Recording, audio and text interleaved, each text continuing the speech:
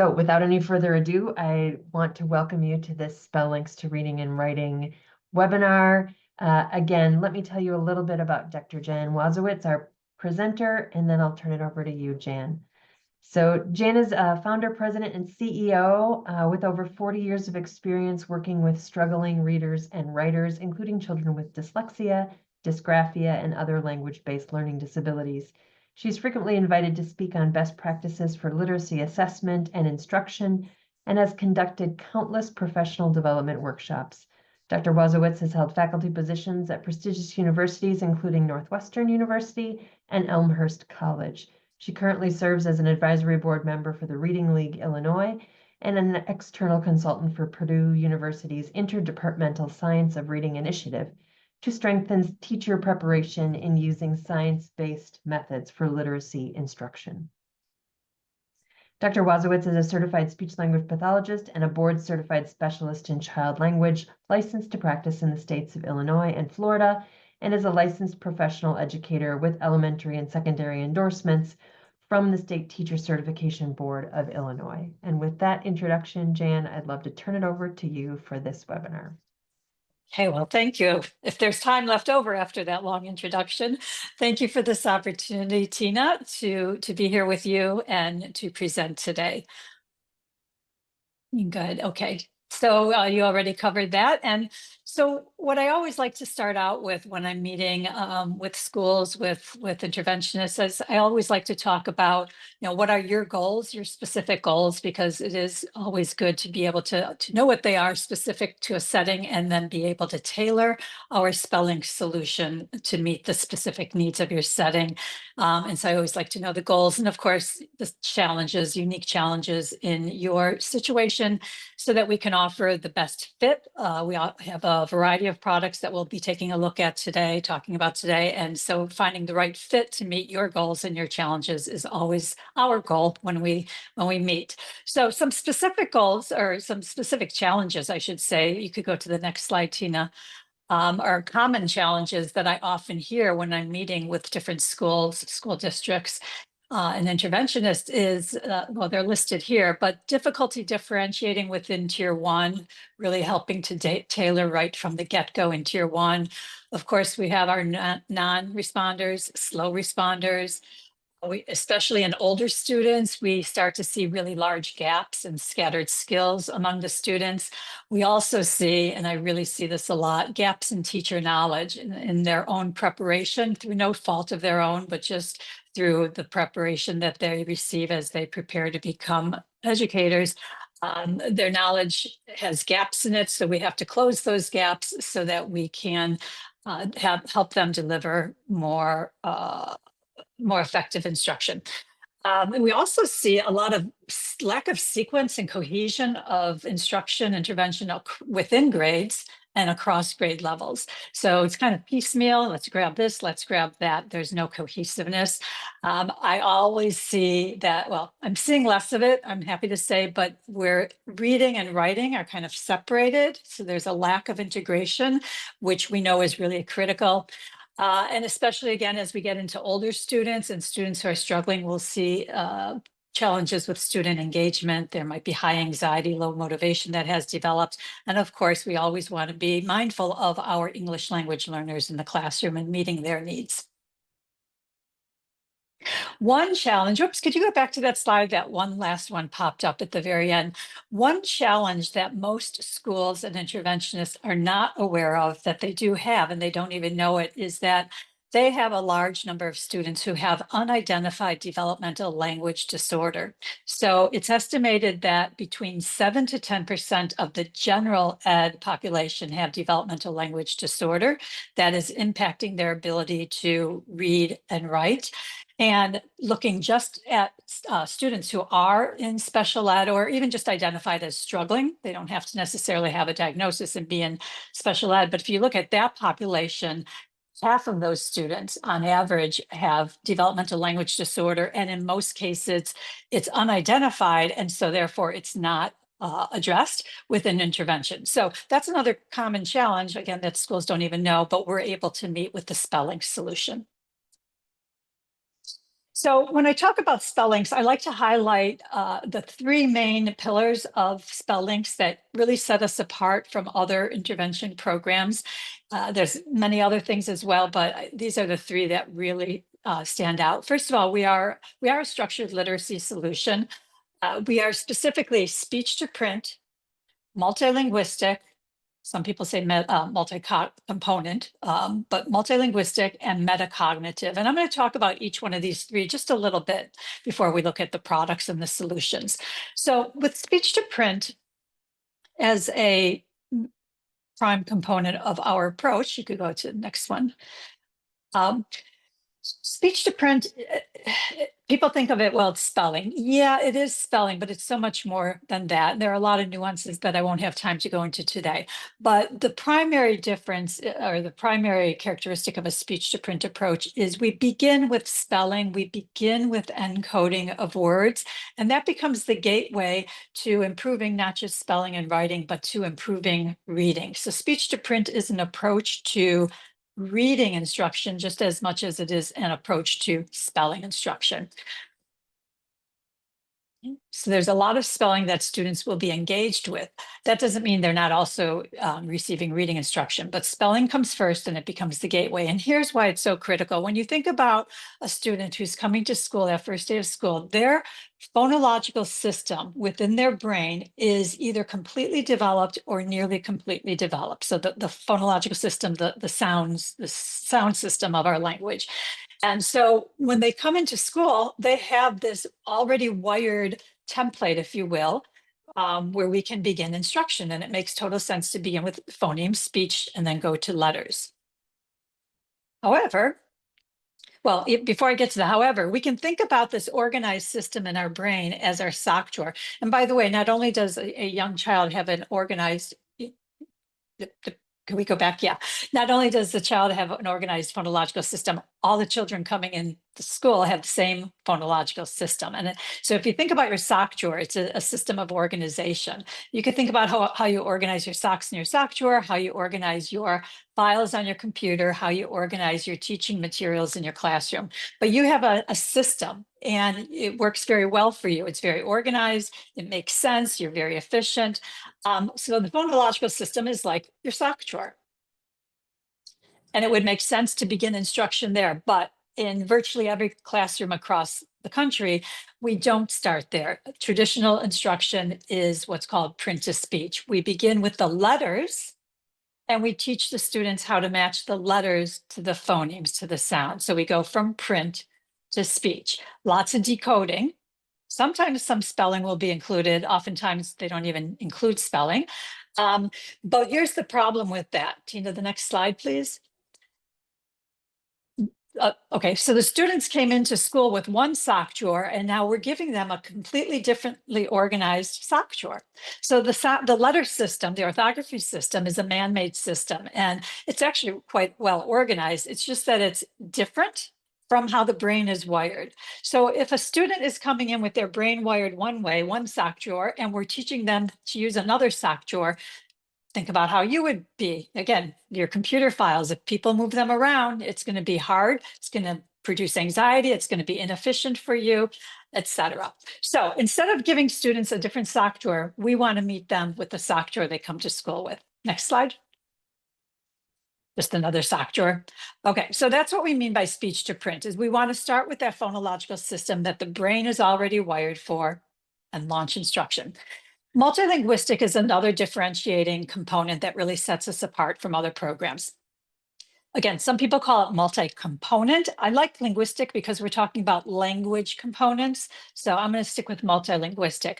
We have what we call our 5-block system. Before I talk about the 5 blocks, let's talk about what we know. Words are made up of sounds, letters, and meanings, printed words, sounds, letters, meanings. The letters represent the sounds as well as the meanings. We break that down further and we have a 5-block model for phonology, orthography, morphology, semantics, vocabulary, some other types of orthography.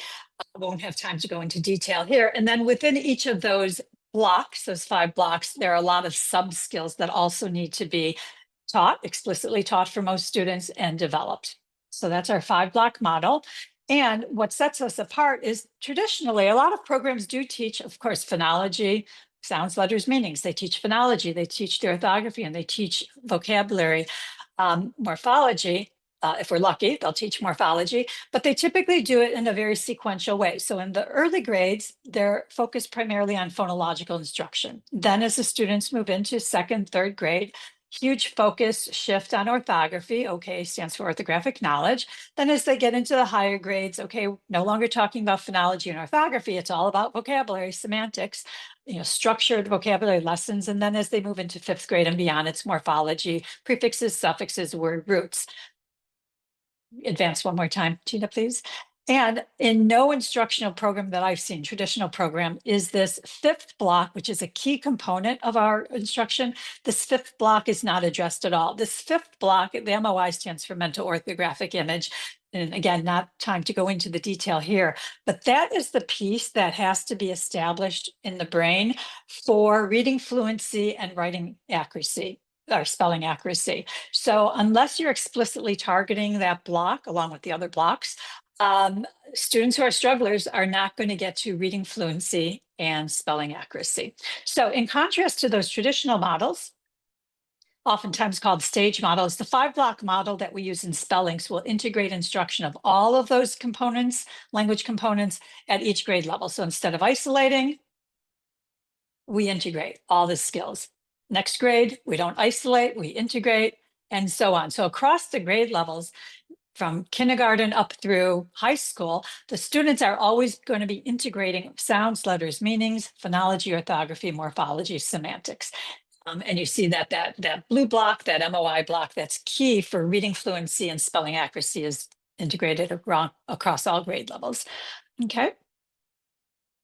All right, so if we think about multilinguistic word study, it's a very systematic and integrated way of learning, practicing, and applying the knowledge about sounds, letters, and meanings of words to not just read the words, but also spell the words. And I underlined integrated because of the whole multilinguistic piece that I just talked about, but applying becomes a really important word as well.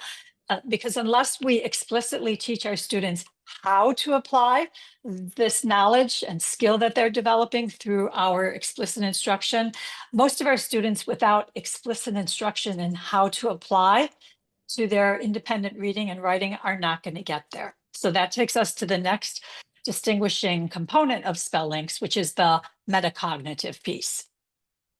Jan, before we go on, there's a question in the chat that I think is relevant here since you're talking about those phonological representations, and that's from Susan. How much attention should be paid to articulation, specifically correcting it? So we have a good group of SLPs on the call, speech language pathologists, but also a good group of folks who are not speech language pathologists. How do you talk to teachers and other professionals who maybe don't have training in articulation and phonology in those speech sounds in terms of this context? Yeah, that's a question that has a lot of layers to it in terms of answering. But the simple one is, and I'm going to talk to the teachers now. SLPs, if a child student has an articulation disorder, absolutely they need to be working with the SLP. They need that remediation. But let me just talk to the teachers, the non-SLP interventionists, and really this applies even for an SLP. In order for a student to read and spell words, they don't need to correctly pronounce the sounds. Articulation, which is, if they say a TH sound instead of a S, they say thun instead of sun. We call that, it's the pronunciation. That's separate from the phoneme. So the pronunciation is more kind of what's coming out of their mouth, if you will. But the phonemes and the phonological system is a system of language that's in their brain. That system is intact or probably very close to being intact, and it's fine. We just have to match that with the letter, regardless of how they're pronouncing the word. And I know a lot of times it's hard for teachers to wrap their brain around that. The short answer might be, let them pronounce the word as they pronounce the word. Use the word in meaning. So if you're talking about the sun, that object up in the sky, they might call it a thun. They might say thun, but if they know what it means, then in their brain, it's sun. Okay, and so now you just need to be matching letters with their pronunciation of the word. And Tina, please, if you could boil that down even more for the teacher, feel free to, but they don't have to correct the pronunciation, I think is what it comes down to. Yeah, I would agree, Jen. And I think there's two other things that I would say. One is you can always call your SLP, who's in the school, and ask for consult. And so what do I think about this? Because the sound system of language is a systematic one. But Jan's right about that linguistic basis that we're really looking for.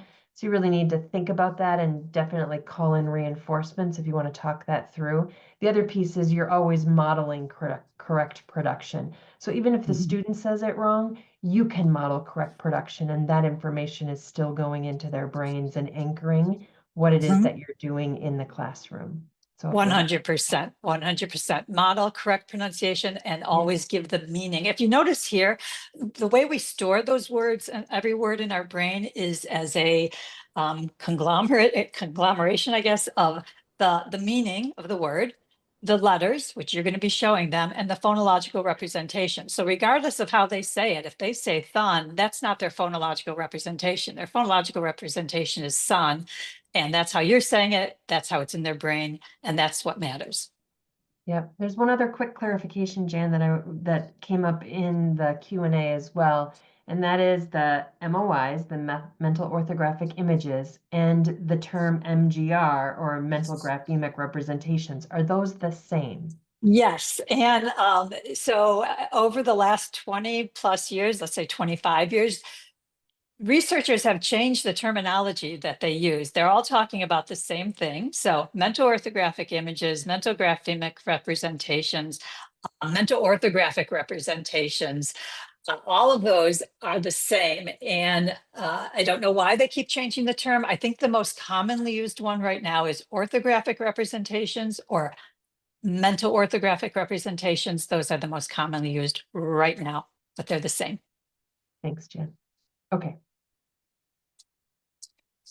All right, so so just to wrap up on this, what we were talking about was that multilinguistic piece, again, to integrate the instruction across all grade levels so that we are, what we're really doing is we're building the reading and writing network in the brain. So unlike that phonological system, unlike our spoken language system, which develops on its own, nobody sits us down and teaches us, our brain is wired for that.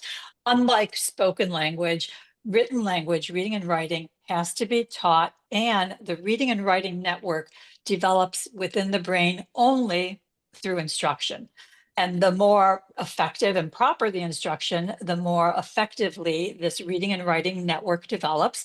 And what we're aiming for is what neuroscientists call functional connectivity, meaning that all the different areas, processes of the brain that need to participate in reading and writing, they are well integrated, well developed, well connected so that you have functional connectivity, and that's what allows you to be a proficient reader and writer. To achieve that, we want to use a model of instruction that facilitates that. All right, so we're still talking about the multilinguistic. I thought we were going to switch to metacognitive, but I'm glad I put this slide in here. So this is the language literacy network that I published a couple of years ago to help visualize all the different language components of reading and writing, reading on the left side, writing on the right side. Not enough time to go into the details here. I do want to say that I'm really excited that the state of Illinois, DOE, Department of Ed, last year adopted this into their Illinois Comprehensive Literacy Plan because they recognize the importance of this more comprehensive model, and specifically that reading instruction, literacy instruction is not just about reading. We think about that reading rope, it's all about reading. No, it's about reading and writing and having all the language components coming together, again, functionally connected for effective reading and writing. What I'm going to do though is so this is the entire language literacy network. The higher order skills, those of higher order thinking, sentence level syntax, verbal reasoning, all of those are up on the top. Spellings to reading and writing is really focused. It's a word study curriculum. So the instruction is primarily at the word and sub-word level. Yes, we do then apply it to sentences and paragraphs, but our instructional focus is on this bottom part. So on the next slide, Tina, we're going to zero in on this bottom part. So this is just the bottom part of that language literacy network. And you can see that whether you're reading over there on the left or writing, spelling and coding over there on the right, it's the same multilinguistic or different language component skills that have to be developed and integrated and brought together. The big yellow arrow, the speech to print advantage, is representing what we know from current research, which is if you teach using a speech to print approach, which I talked briefly about earlier, you get better results, better impact, you get carryover. What you teach in using a speech to print approach will generalize over to reading. Whereas if you use just a traditional reading approach, you'll improve reading. If it's a good program and you have good instructors, you'll improve reading, but there's very little carryover to the spelling. And we've all seen that, right? Oh, now the student can finally read, but they still can't spell. So Spelllinks is taking advantage or leveraging not only this multilinguistic piece, but also the speech to print advantage. All right, now we'll get to the metacognitive piece, which, as you might remember, I said a few slides ago, it's not just enough to get the brain developing these skills and processes, but along the way, the student is going to get stuck. Of course, they're going to get stuck, right? They're going to encounter unfamiliar words. We can't possibly teach every single word. And as that entire reading writing network is still developing, they're still going to be stuck, whether they get to an unfamiliar word when they're reading, or they have a great vocabulary word they want to use in their writing, but they don't know how to spell it. And so we know they typically will avoid it. Well, we want to give them and explicitly teach them ways to apply all the skills and phonology, orthography, morphology pieces they've been learning. So we very explicitly teach throughout the entire curriculum 14 metacognitive strategies. They break down 1 through 5 is phonology, 6, 7, 8 is orthography, 9, 10, 11, 12 are morphology, semantics, and then the others, number 13 is that orthographic representation piece we talked about. 14 is look it up, but it's much more than just looking it up in the dictionary. We teach it in a very specific way to make that a more powerful, impactful event for this student. So when they are equipped, when they are empowered with these metacognitive strategies and they get to an unfamiliar word, whether it's in reading or in writing, they now they can be much more independent. The instruction itself involves a lot of think out louds. I'm thinking out loud to model what's going on in my head, but the goal is for my student to become very metacognitive so they can be thinking, first of all, talking, so I know what they're thinking. They talk out loud, but the goal is to get them actively engaged and thinking about the sounds, letters, meanings of words so that they can problem solve. I like to say we're creating independent linguistic problem solvers. I don't know how to spell this word. I don't know what this word in my book means. Okay, maybe you don't, fair enough, but you have 14 metalinguistic strategies that you're going to be able to call upon to read and spell any word. Jan, there's a question in the chat that I think is really timely here as well that I think we should pick up now. It's from Ada. Could you give us an example of a speech to print approach with the spelling of the word with maybe an example word like nationality? Nationality. Okay, well, multisyllabic, multimorphemic word. It's a base word plus prefixes, roots, suffixes. There's a lot going on there.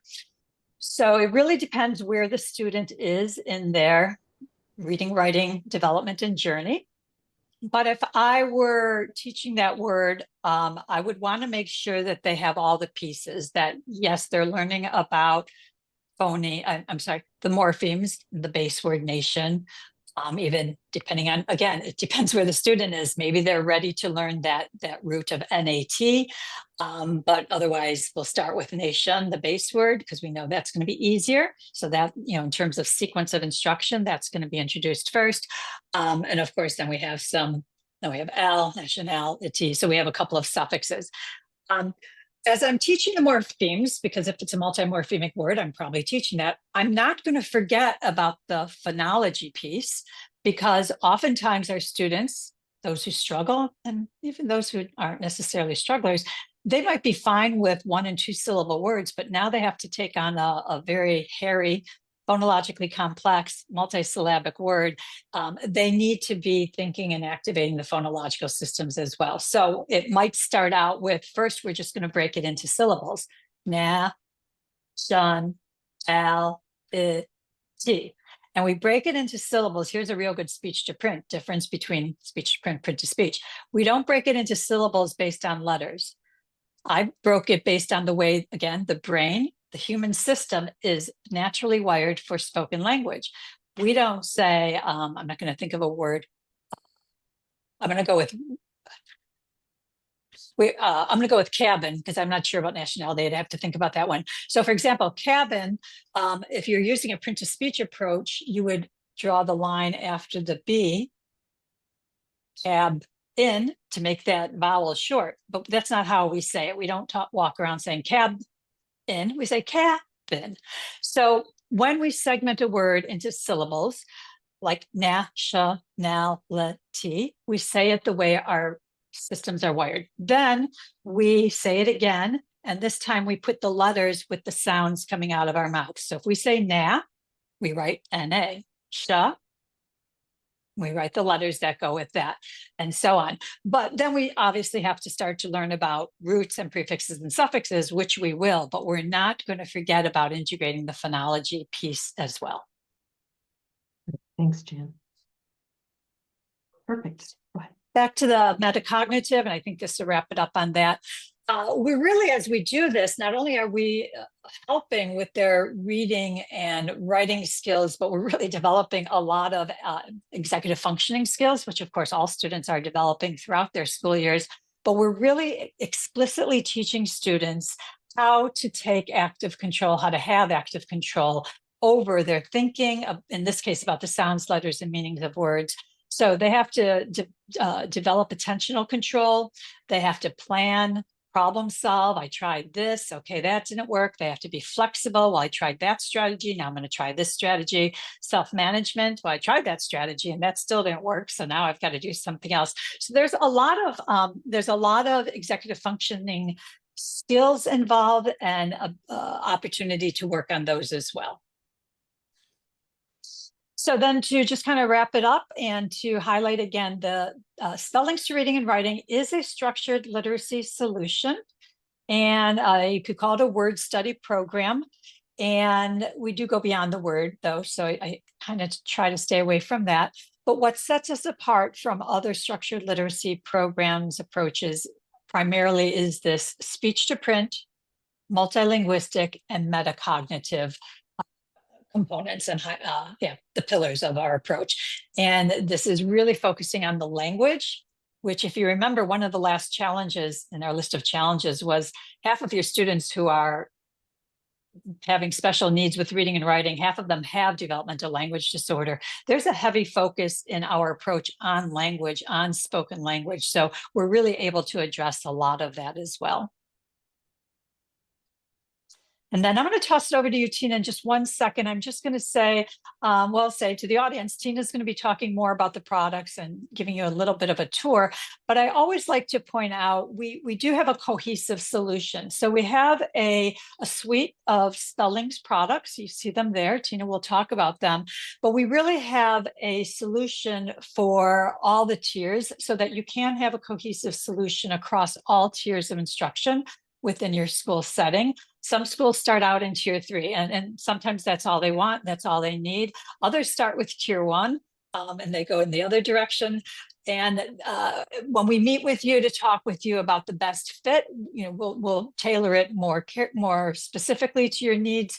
But generally, these are the products that we would typically recommend. Nothing's carved in stone. That's great. Thanks, Jan. I'm going to take us out of the PowerPoint into another slide here for a minute, but I do want to talk a little bit more about what Jan just said. And I think if you're thinking about your student population or those that you serve, especially for those students that are in Tier 3 or in a special education context, keeping in mind that they're going to need a higher number of repetitions of the same content, especially in reading and writing, than some of their peers do. I like the way that Jan and team have put this together as a fellow SLP, but just in general from an administration standpoint, because I'm thinking about the layers and the repetition that a student who may need that can get throughout the tiers in a cohesive model. So if you're using spell links to reading and writing for your special ed students, where else can you drop in that spell links language, either through a more of an MTSS universal screener, in classroom spelling instruction, in some of your Tier 2 intensive intervention contexts? That story that you tell as a professional team across these contexts gives those students who truly need it that layering and repetition effect across their educational day, and how critical that is for students who may need things up to 40 times. Jan, what's the latest from the research on numbers of repetitions for kids? I mean, I heard a 40 number some years ago, but what are you seeing now in the literature? A lot. I mean, yeah, it A varies. lot, A right? typical learner is around 10. So, a lot. A lot, right? So if you have to hit that content 10 times, it's got to be more than one of you doing that. You have to engage each other and find a system that will allow that repetition for those neuronal connections to be made, as Jan has talked about. All right, let me segue into this is the spell links, or one of two spell links pages on our Pearson website. And I want to walk you through some of the resources that are available to you now that may help you get started with some more exploration or investigation of the spell links, products, and curriculum. So on our Pearson website, you could just drop in the search bar spell links and it will take you to this page and give you some certainly product details. Here's another version of this same graphic we just showed in the PowerPoint, where you can talk and think about with your team the different opportunities you may have at the different tiers of instruction. And then there are certainly direct links to each of those with a little bit more drill down into what's in each of these product components that may be a fit for you. And so really, as you're thinking about your layers of instruction and certainly assessment, how you'll put those together. So this product details tab gives you that information on each product.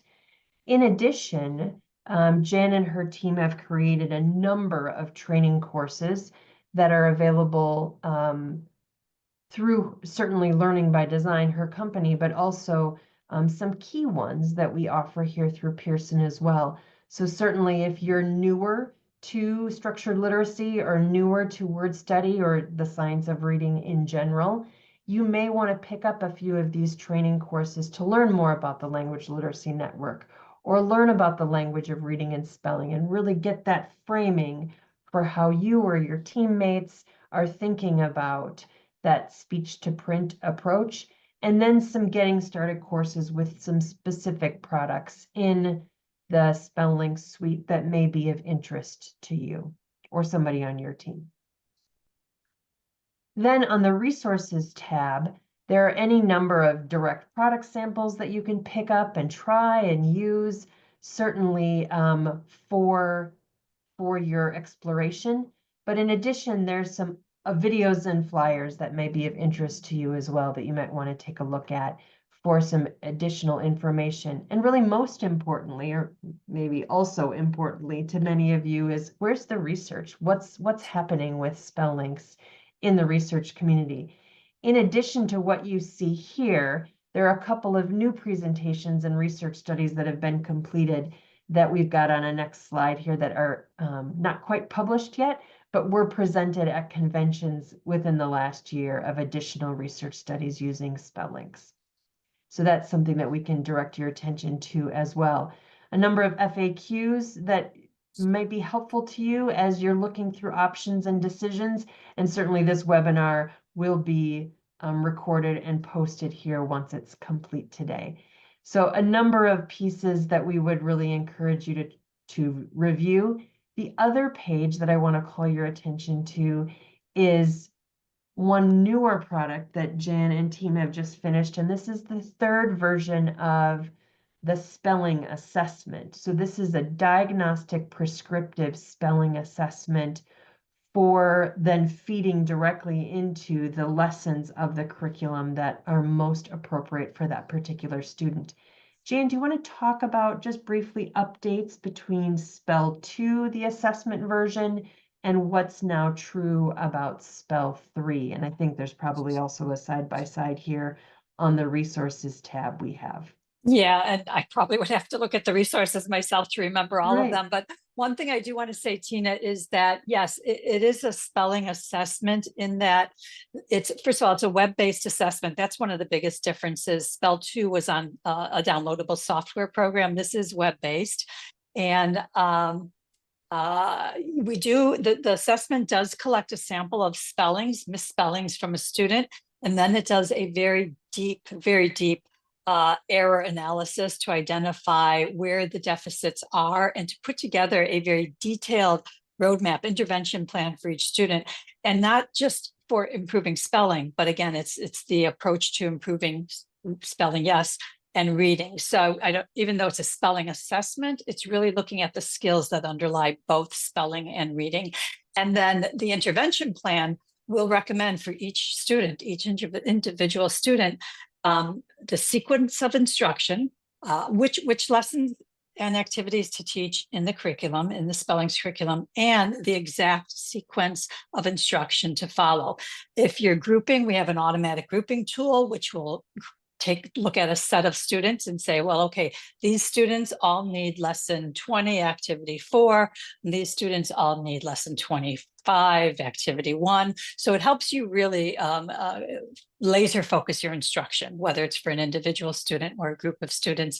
I would say that other than going from a software download to web-based, some of the primary changes from Spell 2 to Spell 3, well, we updated the error analysis algorithms quite a bit to reflect the current research because we want to stay current. And there has been a lot of new research in the last, I think it's been 10 years since Spell 2. Also, we create this intervention plan, or the program creates it automatically for you. So the nanosecond the student finishes testing, you have an automatically generated intervention plan that you could just check off as they go and write in the dates they complete the lessons. So that's a big one. Again, I'm sure there are more, and that chart Great. was very handy. Thank you, Jan. And so you can look at that here on the comparison flyer, but there's also videos and sample reports that you can use. And the grouping report is definitely grouping by spelling pattern or groups by word study skill. Both of those ways of looking at results from a group of students is really important. So I would encourage everyone, if you're thinking about what you're needing, what gaps you're filling in your system, or maybe you're not happy with what you're using right now and you kind of want to start from the ground up, that there's any number of pieces across the tiers that you could use to definitely make your program and your work in this area of reading and writing certainly more robust. So do consider that. There are a couple questions in the chat, Jan, that or in the Q&A that I'm gonna bring up now because I think they're timely. And then we'll finish out a couple more slides and see if there are other questions. So one of the comments in the Q&A is, we're currently using UFly, Scope and Sequence, for reading in K2. Would something like Wordtivities complement this? And what other thoughts might you have around complements to the UFly curriculum in K-2? Yeah, and it's tier 1. I think they said tier 1. Yeah, Wordtivities would be a great complement, but keeping in mind that within that tier 1 cohort, you have some students that already are probably going to need something much more structured. So Wordtivities, I would say all of the products are addressing those same underlying components: speech to print, multilinguistic, metacognitive. So the same underlying content, skills, processes. It's just a difference in the degree of structure and explicitness, getting obviously more structured and more explicit as you go across the tiers. I would have to sit down and do kind of a side by side with UFly. What I've seen so far is that there are a lot of differences, and UFly, while it gives a nod to spelling and speech to print, it's really more of a traditional model, the way they organize instruction. So there's probably going to be some differences there. Now, the only people in the room who are going to have a hard time with the differences are the adults. I have students, if I see in private practice, they're getting spell links, but at school they're getting a Wilson OG type program. They're very different. No, my students don't have a problem with it. It's always the adults in the room who have a hard time, reconciling the two approaches. Students are flexible. They have sponges. They are sponges. Don't worry about that. But yeah, I think Wordtivities would be a phenomenal complement to that. Yeah, that's great. And there is, I believe there are samples of all of those. There's another question in the chat about getting samples. I just showed a couple of samples on the website, and I definitely would encourage you to go look at those samples. Let me go back to the other page. If you're on the intervention and training products page, if you go down to resources, here's the Wordtivities product sample for you if you're asking about that, Ada. So that's a great question. There's another question in the chat. Does the same apply? I'm not sure what the same means. So the person who asked this, you might want to clarify. Does the same apply to foundations? I think what you mean by the same is, would Wordtivities be a nice complement to a foundations versus something else? And so Jan, do you have any thoughts about that? Yeah, and it would be a very similar answer to what I just said with UFly. Foundations is definitely a traditional program. It is very much a print to speech program. It is much more separated versus integrated multi-component model. So while it might be fine for many of the students, you're going to have your strugglers who are going to need something more than that. The speech to print, multilinguistic, and metacognitive pieces of spell links is going to be exactly what they need. Yep. So you could use it. I mean, I would say, yes, you could use it as a complement, or you could just swap it out. If you have that option. I know sometimes you don't have a lot of flexibility with what you need to use, but and so it's a lot easier to complement versus swap. But if you could just swap it out, I would swap it. Okay. Let me just get us back to our final slide here really quick. Just want to talk a little bit about the two new research studies. And so, Jan, if you wouldn't mind just talking us through a little bit of the research studies that were just completed and presented at a couple of conventions in the last year. Yeah, this is very exciting because we have a lot of university speech language clinics that are doing a lot of summer programs now, summer literacy camps, very big in many clinics. And these are just two of them that published their research this year or presented it at some conferences this year. But it's going on, this type of literacy camp is going on in a lot of communication disorders programs, another term for speech language pathology programs. So anyhow, there are two studies here, and the one that was conducted at San Diego State, as you can see, they had 1st to 5th grade students. These are students who were identified as having language and or reading, received 7 60-minute sessions of spell links intervention, and they did observe significant improvement in the number of segments spelled correctly. And spelling is always a much more sensitive measure than reading. So if they're improving in spelling, they're improving in reading, but they definitely observed improvement in spelling, in phonological awareness, and in their non-word repetition as well. And then there were additional changes, qualitative changes that were observed. And I spoke with the researcher in this case, and they have a lot of data. They're going to be doing more analyses, so they might have more quantitative data to support some of these qualitative observations as well. And then the other study was a more specific population. This was at the University of South Alabama, 2nd to 4th grade students with language disorders, and 3 of them are on the autistic spectrum. We do have a lot of students in our schools on the spectrum, and so we need to be very mindful of how they respond to different interventions as well.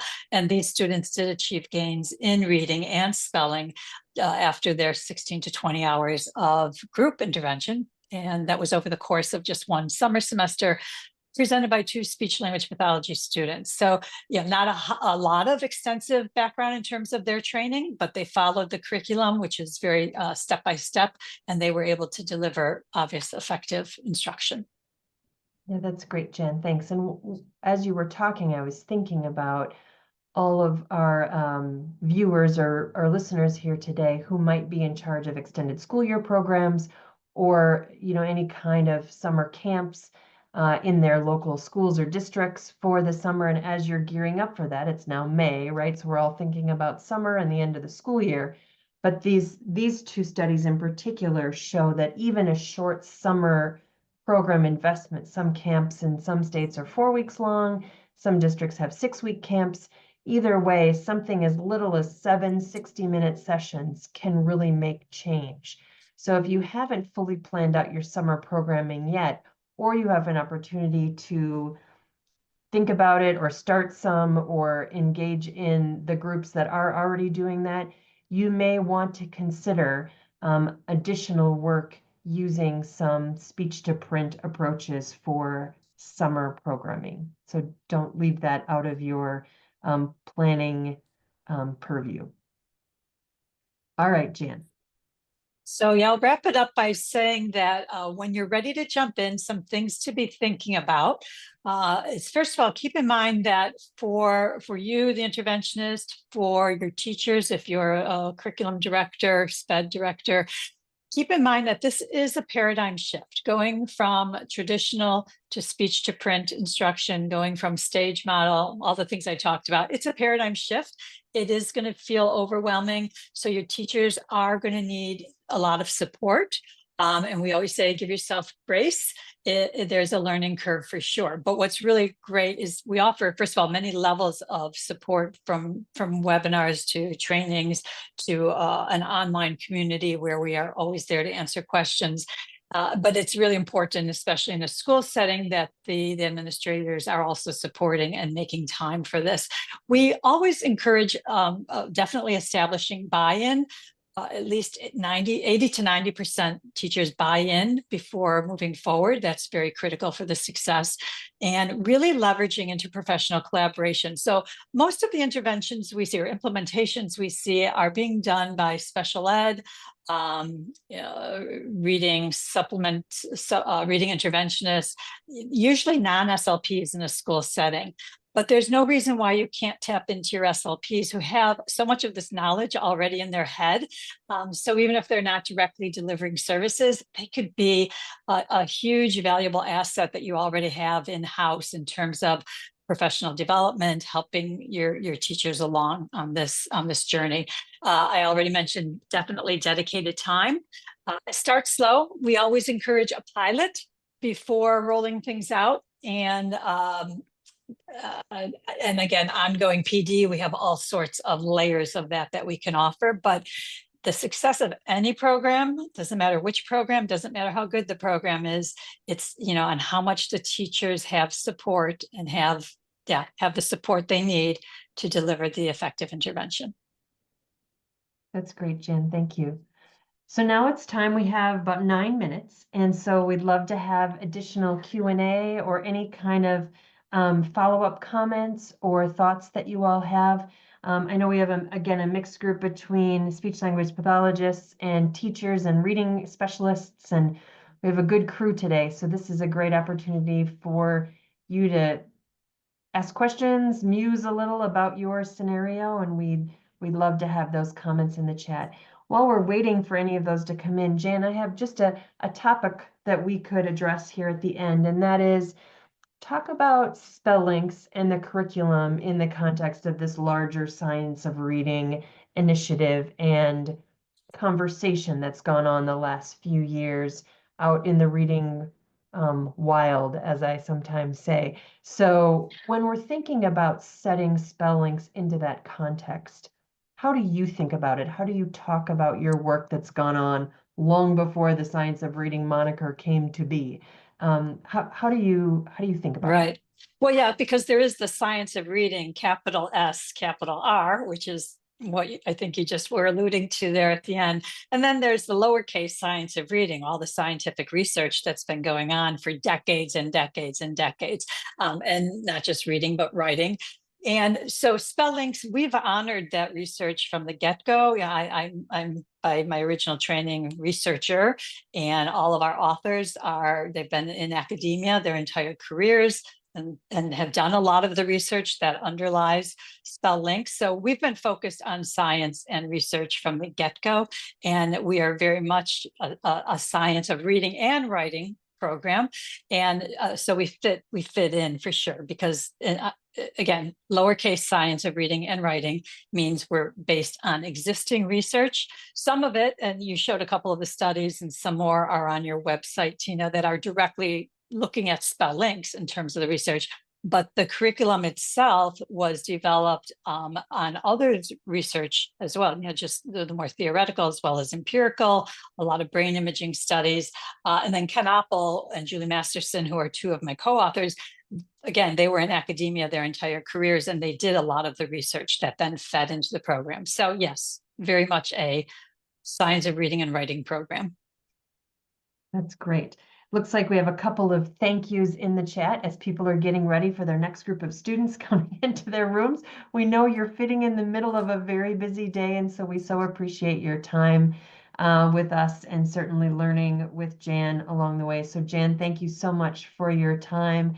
And I think we can wrap it up and take us to close, and look for other questions that may come up through the post webinar survey that you'll get when you close out this meeting. So just thanks everybody for your time, and especially thanks to you, Jan, for you and your decades of work in this area, bringing us the SpellLinks suite of products. Thank you. And thank you for this opportunity. Thank you everyone for being here.